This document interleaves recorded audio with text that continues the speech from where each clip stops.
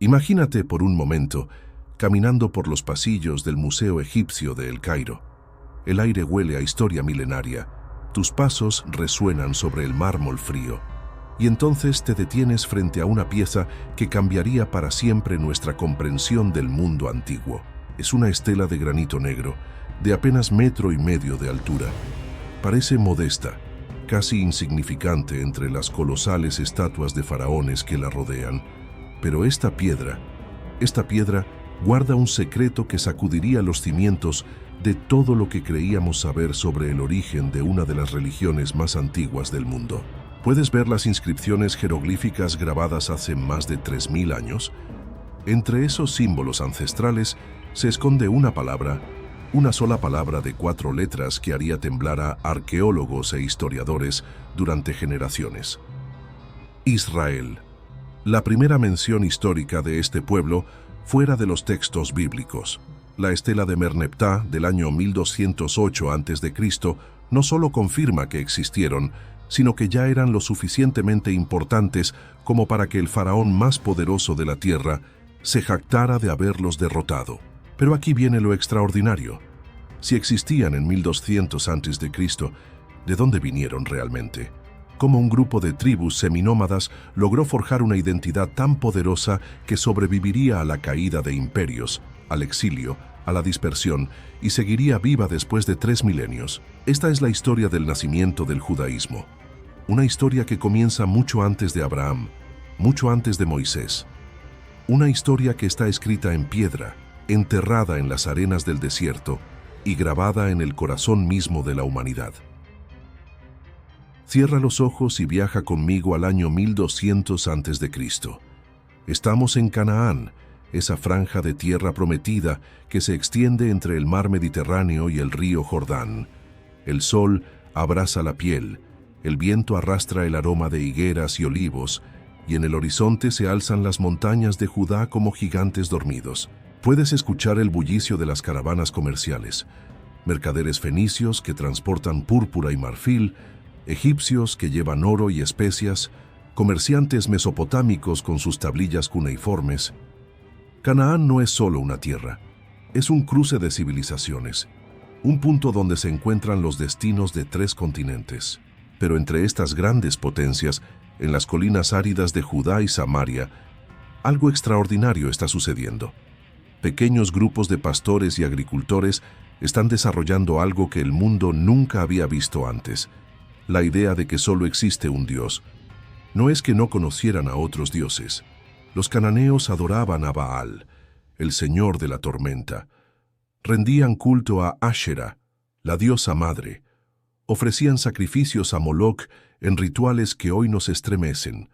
Era un mundo donde cada ciudad tenía su deidad protectora, donde cada fenómeno natural tenía su explicación divina.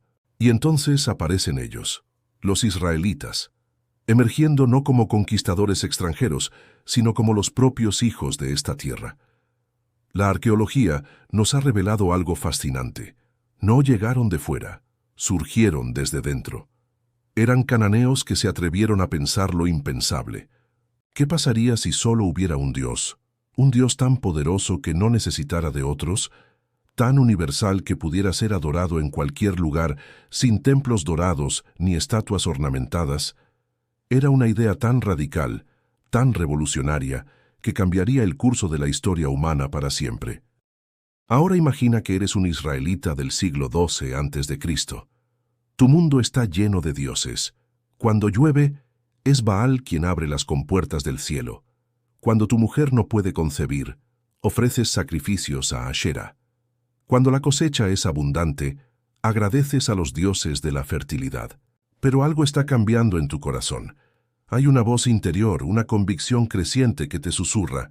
¿Y si todos estos poderes pertenecieran a uno solo? Los textos antiguos nos cuentan que al principio no fue monoteísmo puro. Era monolatría. La adoración de un Dios sin negar necesariamente la existencia de otros. Yahvé era tu Dios, el Dios de Israel, pero otras naciones podían tener los suyos. ¿Puedes sentir la tensión en las familias israelitas? El abuelo que todavía esconde figurillas de Ashera, bajo el lecho matrimonial, mientras el hijo adolescente proclama que solo Yahvé merece adoración. Las madres que se debaten entre las tradiciones ancestrales y esta nueva fe que promete transformarlo todo. Pero aquí viene lo más extraordinario de esta revolución religiosa. No fue impuesta desde arriba, no llegó con ejércitos ni conquistadores. Creció desde abajo, en los corazones de pastores y agricultores, de mujeres que amasaban pan y hombres que esquilaban ovejas. Y la evidencia arqueológica nos cuenta una historia fascinante. En las excavaciones de antiguas aldeas israelitas, los arqueólogos han encontrado algo revelador. Mientras los asentamientos cananeos están llenos de figurillas religiosas, amuletos y objetos cultuales, las aldeas israelitas son sorprendentemente austeras. No hay templos grandiosos, no hay estatuas doradas, no hay los altares de sacrificio que caracterizaban a otras culturas, solo hogares sencillos, cisternas para recoger agua de lluvia y silos subterráneos para almacenar grano. Era como si estos primeros israelitas hubieran decidido que lo sagrado no residía en objetos, sino en la vida misma, en la justicia, en la compasión, en el cuidado del huérfano y la viuda. Pero ¿cómo llegaron a esta conclusión tan radical? Los textos bíblicos nos hablan de Abraham, de esa llamada misteriosa que le ordenó abandonar la casa de sus padres y dirigirse a una tierra que le sería mostrada. Nos hablan de Moisés, de esa zarza ardiente que cambió el destino de un pueblo. Fueron eventos históricos reales o metáforas poderosas de una transformación espiritual colectiva. Quizás nunca lo sepamos con certeza, pero lo que sí sabemos es que alrededor del año 1000 a.C., algo había cuajado definitivamente en la conciencia israelita. Habían pasado de adorar al Dios de sus antepasados a proclamar que su Dios era el único Dios de todo el universo. Yahvé no era simplemente más poderoso que Baal. Baal no existía. No era más sabio que Marduk. Marduk era una ilusión. Esta idea iba a cambiar el mundo. Porque si solo hay un Dios, y ese Dios es justo, entonces toda la humanidad está llamada a la justicia. Si solo hay un Dios, y ese Dios es universal, entonces todas las naciones son hermanas bajo el mismo cielo. Era el nacimiento de la conciencia ética universal, el comienzo de la idea de que hay verdades morales que trascienden las fronteras, las culturas y las épocas. Pero para que esta idea sobreviviera, necesitaba algo más que convicción. Necesitaba organización, necesitaba líderes, necesitaba un reino. Reyes, profetas y promesas rotas. ¿Puedes imaginar la emoción que debió sentir un joven pastor cuando por primera vez escuchó las trompetas anunciando la coronación de Saúl, el primer rey de Israel? Corría el año 1020 a.C., y algo extraordinario estaba sucediendo en las colinas de Judá. Por primera vez en su historia, las 12 tribus israelitas se unían bajo un solo líder. Ya no eran solo una confederación suelta de clanes pastoriles, se estaban convirtiendo en una nación. Pero imagínate la complejidad de este momento. Durante generaciones, los israelitas habían sido diferentes precisamente por no tener rey.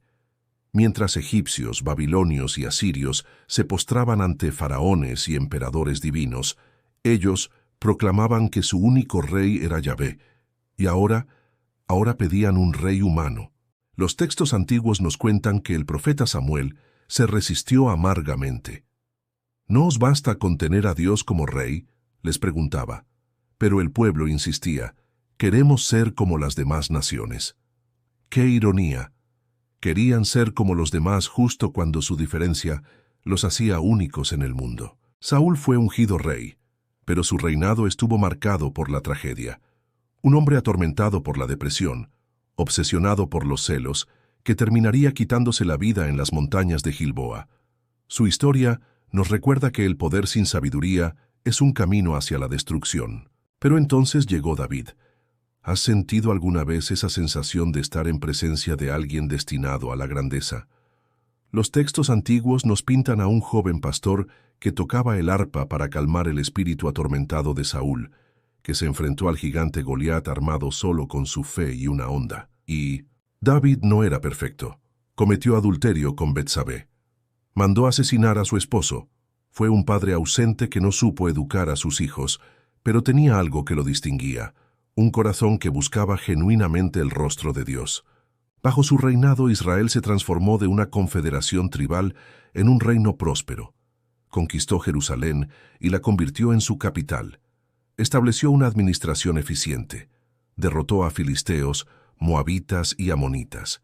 Por primera vez en su historia, Israel era respetado por las grandes potencias de la región. Pero ¿sabes qué fue lo más extraordinario de David? Que en medio de toda esa gloria terrenal, nunca perdió de vista su verdadera misión.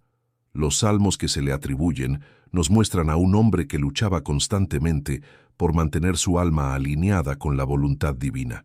«Examíname, oh Dios, y conoce mi corazón», escribía. «Pruébame y conoce mis pensamientos, y ve si hay en mí camino de perversidad, y guíame en el camino eterno». Era un rey que se sabía súbdito de un rey mayor. Y entonces vino Salomón su hijo. Si David había sido el guerrero poeta, Salomón fue el arquitecto de los sueños. Imagínate Jerusalén en el siglo X a.C., una ciudad en plena transformación. El sonido de martillos y cinceles resuena desde el amanecer hasta el anochecer. Caravanas de cedros del Líbano llegan cada semana. Artesanos fenicios trabajan día y noche tallando querubines dorados y columnas ornamentadas. Salomón estaba construyendo el templo. No un templo cualquiera, sino la casa de Dios en la tierra.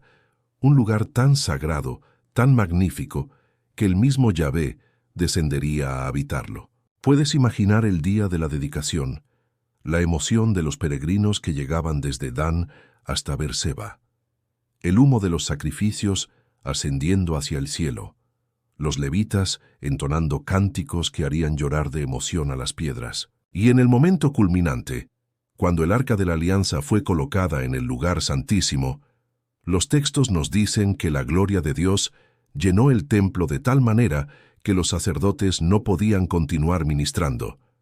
Era como si el cielo hubiera tocado la tierra, pero la gloria humana es frágil.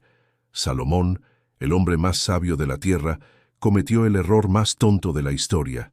Se enamoró de sus propios logros.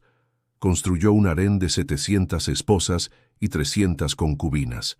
Para complacerlas, erigió altares a dioses paganos en los alrededores de Jerusalén. El hombre que había construido la casa de Dios terminó prostituyendo su corazón ante ídolos mudos, y Dios, que había prometido bendecir a Israel mientras permaneciera fiel, cumplió también su advertencia de disciplina. A la muerte de Salomón, el reino se dividió. 10 tribus al norte formaron Israel. 2 tribus al sur mantuvieron el nombre de Judá. La edad dorada había terminado. Los hermanos se convertían en enemigos. El pueblo escogido se desgarraba a sí mismo. Pero ¿sabes qué es lo más impresionante de todo esto? Que justo cuando parecía que todo se desmoronaba, aparecieron voces que recordarían al pueblo su verdadera identidad. Los profetas, Elías, Isaías, Jeremías, hombres y mujeres que se levantaron para gritar una verdad incómoda, que la grandeza de Israel nunca había residido en sus palacios o ejércitos, sino en su compromiso con la justicia, la misericordia y la humildad ante Dios. Pero su mensaje llegaba tarde. Las fuerzas de la historia ya estaban en movimiento. Asiria se tragó al reino del norte, y Babilonia se acercaba como una tormenta implacable hacia Jerusalén. Es el año 597 a.C. Imagínate parado en las murallas de Jerusalén, contemplando el horizonte. Lo que ves te hiela la sangre. Un mar de tiendas babilonias que se extiende hasta donde alcanza la vista. Las máquinas de guerra de Nabucodonosor brillan bajo el sol matutino como dientes de acero, esperando devorar la ciudad santa. Puedes sentir el terror en las calles. Las madres que abrazan a sus hijos, los ancianos que recuerdan las profecías de Jeremías, los jóvenes que se preguntan si este será su último día en la tierra de sus ancestros. Durante meses, Jerusalén había resistido. Sus murallas, construidas por David y fortificadas por Salomón, parecían inexpugnables. El pueblo se aferraba a una promesa: Dios jamás permitiría que su templo fuera profanado. Jerusalén era indestructible porque era la morada del Altísimo. Pero esa mañana del 587 a.C., lo impensable sucedió. Las murallas se desplomaron. Los soldados babilonios irrumpieron como una avalancha de bronce y hierro, y entonces vino lo que quebraría el corazón del pueblo judío durante generaciones. Vieron cómo los soldados paganos entraban al templo. Escucharon el ruido ensordecedor del oro siendo arrancado de las paredes sagradas. Contemplaron horrorizados cómo el Arca de la Alianza, esa caja sagrada que contenía las tablas de la ley entregadas a Moisés en el Sinaí, desaparecía para siempre en la bruma de la destrucción. ¿Dónde estaba Dios? ¿Cómo había permitido que esto sucediera? Pero lo peor aún estaba por venir. Nabucodonosor no se conformó con saquear la ciudad. Quería quebrar para siempre el espíritu rebelde de Judá. Así que tomó una decisión que cambiaría el curso de la historia judía: deportar en masa a los líderes, artesanos e intelectuales a Babilonia. Imagínate esa caravana de exilio. 10.000 judíos encadenados, arrastrando los pies por el polvo del camino que los alejaría para siempre de la tierra prometida. Entre ellos iba un joven sacerdote llamado Ezequiel, un escriba adolescente llamado Daniel, familias enteras que se preguntaban si volverían a ver alguna vez las colinas de Judá. El viaje duró meses. Cruzaron el desierto sirio, bordearon el Éufrates, atravesaron las llanuras de Mesopotamia. Y cuando finalmente llegaron a Babilonia, se encontraron con una ciudad que los dejó sin aliento. Babilonia en el siglo VI a.C. era la metrópolis más impresionante del mundo. Sus murallas eran tan anchas que 2 carros podían circular por encima de ellas. Los jardines colgantes eran una de las 7 maravillas del mundo antiguo. El Sigurat de Marduk se alzaba hacia el cielo como una montaña artificial que desafiaba a los dioses. Era la antítesis de todo lo que habían conocido en Jerusalén. Donde ellos adoraban a un dios invisible, los babilonios tenían templos llenos de estatuas doradas. Donde ellos valoraban la sencillez, Babilonia exhibía un lujo que rayaba en la obscenidad. Y sin embargo, algo extraordinario comenzó a suceder en el corazón de estos exiliados. En lugar de dejarse asimilar por la cultura dominante, en lugar de abandonar su fe como algo que había demostrado ser inútil, hicieron algo que nadie esperaba: la profundizaron. Comenzaron a reunirse en pequeños grupos para estudiar las antiguas tradiciones. Recordaban las palabras de los profetas, memorizaban los salmos de David, y poco a poco una nueva comprensión comenzó a emerger. ¿Y si el exilio no era un castigo final, sino una purificación? ¿Y si Dios no había abandonado a su pueblo, sino que lo estaba preparando para algo mayor? ¿Y si la destrucción del templo había sido necesaria para que aprendieran que lo sagrado no residía en edificios de piedra, sino en corazones transformados? El profeta Ezequiel tuvo una visión que cambiaría todo. Vio un valle lleno de huesos secos, huesos que representaban la aparente muerte espiritual de Israel. Pero entonces escuchó la voz de Dios. ¿Podrán vivir estos huesos? Y ante sus ojos asombrados, los huesos se cubrieron de carne, se llenaron de aliento, se levantaron como un ejército poderoso. Era la promesa de resurrección, no solo física, sino espiritual. Israel moriría como reino terrenal, pero renacería como algo mucho más poderoso, como portador de una verdad universal. Fue durante el exilio cuando se compilaron muchos de los textos que hoy conocemos como la Biblia hebrea. Escribas como Esdras trabajaron incansablemente para preservar las tradiciones orales, para codificar las leyes, para compilar los relatos que definirían la identidad judía para siempre. No tenían templo, pero tenían la palabra. No tenían tierra, pero tenían promesas. No tenían rey, pero tenían la esperanza de un Mesías que vendría a restaurar todas las cosas. Y entonces, después de 70 años de cautiverio, sucedió lo imposible. Las palabras que sobrevivieron al tiempo. Es el año 538 a.C. Un hombre anciano camina lentamente por las orillas del río Éufrates en Babilonia. Sus cabellos son blancos como la nieve, sus manos temblorosas, pero sus ojos brillan con una esperanza que ha mantenido viva durante décadas de exilio. Se llama Daniel y acaba de escuchar la noticia más extraordinaria de su vida. Ciro, el rey persa que ha conquistado Babilonia, ha firmado un edicto autorizando el regreso de los judíos a Jerusalén. ¿Puedes imaginar la emoción que debió correr por las comunidades judías de Mesopotamia? Después de 70 años de cautiverio, después de 3 generaciones nacidas en tierra extraña, finalmente podían regresar a casa. Pero aquí viene lo fascinante. Muchos decidieron no regresar. Habían construido vidas prósperas en Babilonia. Tenían negocios florecientes, casas cómodas, familias establecidas. ¿Por qué arriesgarlo todo para reconstruir unas ruinas en una tierra que muchos de ellos nunca habían visto? Los que sí regresaron eran los verdaderos visionarios. Liderados por Zorobabel, Esdras y Nehemías, emprendieron el viaje de regreso con una misión que iba mucho más allá de reconstruir edificios. Iban a reconstruir el alma de una nación.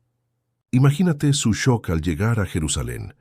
La ciudad que habían idealizado durante décadas de exilio era ahora un montón de escombros. Las murallas derruidas, las casas en ruinas, el templo reducido a cimientos cubiertos de maleza. Pero tenían algo que sus antepasados no habían tenido: los textos sagrados completamente compilados y organizados. Durante el exilio, los escribas habían trabajado con una dedicación sobrehumana para preservar no solo las palabras, sino el alma misma de Israel. Habían recopilado las 5 primeras tradiciones que formarían la Torá. Habían compilado los relatos de los profetas. Habían organizado los salmos y los libros de sabiduría. Lo que emergió fue la Biblia hebrea, el Tanaj, una colección de textos que no solo contaba la historia de un pueblo, sino que articulaba una visión del universo, de la humanidad y del destino que aguardaba a ambos. Pero ¿sabes qué es lo más extraordinario de este proceso? Que estos textos no fueron escritos como literatura académica, sino como instrumentos de supervivencia. Cada palabra había sido pesada en la balanza de la experiencia. Cada relato había sido refinado en el crisol del sufrimiento. Los redactores finales de estos textos habían vivido la destrucción de todo lo que consideraban sagrado. Habían experimentado la pérdida de la tierra, del templo, de la monarquía, y sin embargo, en lugar de perder la fe, la habían purificado. El Dios que emergía de estas páginas no era un Dios tribal que podía ser derrotado por ejércitos extranjeros. Era el Señor del universo, que utilizaba incluso a reyes paganos como Nabucodonosor y Ciro para cumplir sus propósitos eternos. La identidad judía que se cristalizó en estos textos no dependía de fronteras geográficas o estructuras políticas. Era una identidad basada en ideas, en la justicia, la compasión, la responsabilidad moral, la esperanza en un futuro de redención universal. Cuando Esdras leyó públicamente la Torá ante el pueblo reunido en Jerusalén, los textos nos dicen que la gente lloró, no de tristeza, sino de reconocimiento. En esas palabras encontraban no solo su historia pasada, sino su propósito futuro. Era el nacimiento del judaísmo como lo conocemos hoy. Ya no era simplemente la religión de un reino del cercano Oriente.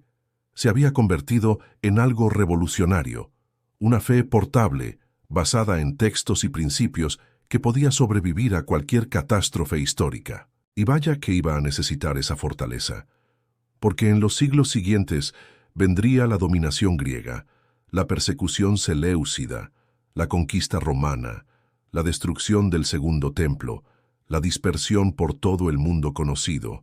Pero las palabras sobrevivieron, los textos perduraron, y con ellos la convicción inquebrantable de que la historia humana tiene un propósito, de que la justicia finalmente prevalecerá, de que hay una promesa de redención que se extiende no solo a un pueblo, sino a toda la humanidad. El eco de una alianza eterna.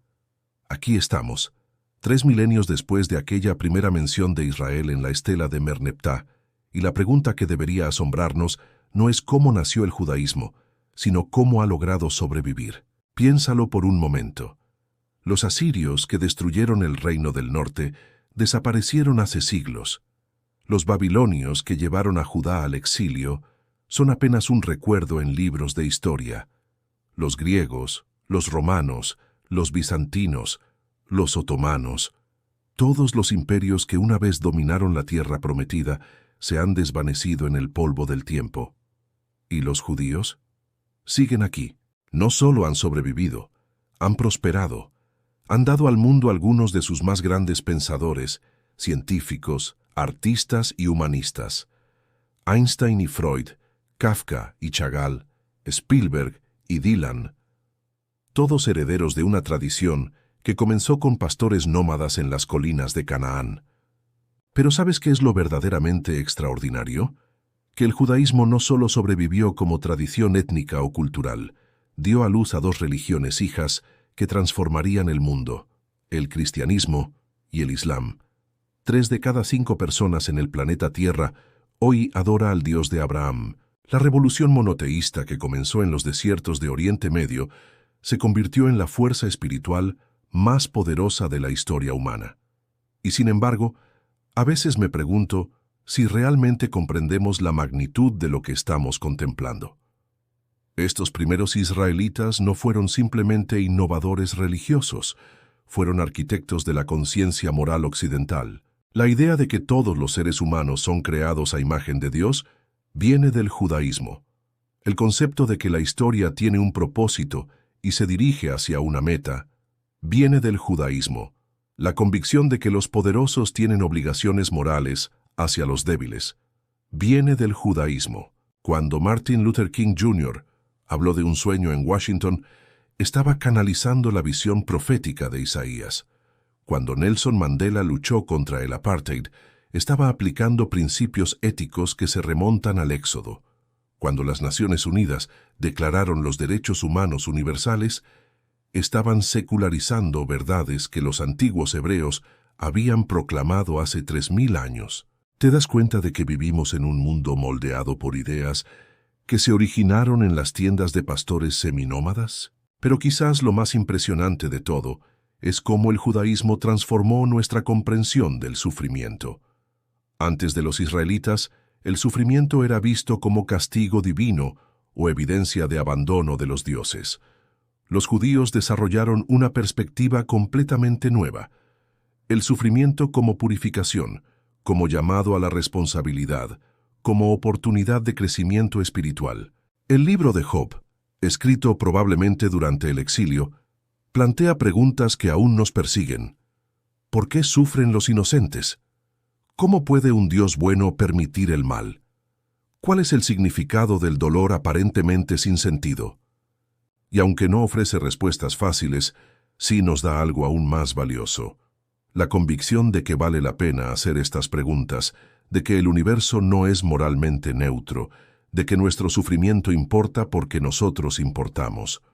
Esta fue quizás la contribución más revolucionaria del judaísmo: la idea de que cada vida humana individual tiene un valor infinito, de que cada persona es un universo moral completo, de que el propósito de la existencia es realizar la justicia y la compasión en este mundo. No es casualidad que en hebreo la palabra mundo, olam, venga de la raíz que significa oculto. El mundo es lo oculto que debe ser revelado, y la tarea humana es desvelar la presencia divina que se esconde en cada acto de bondad, en cada momento de belleza, en cada gesto de redención. Hoy, mientras contemplamos un mundo todavía desgarrado por el odio, la injusticia y el sufrimiento, el mensaje del judaísmo antiguo resuena con una urgencia renovada. No estamos condenados a repetir los errores del pasado. La historia puede cambiar de rumbo. La redención es posible, porque al final, la verdadera lección del origen del judaísmo no es arqueológica o histórica, es existencial.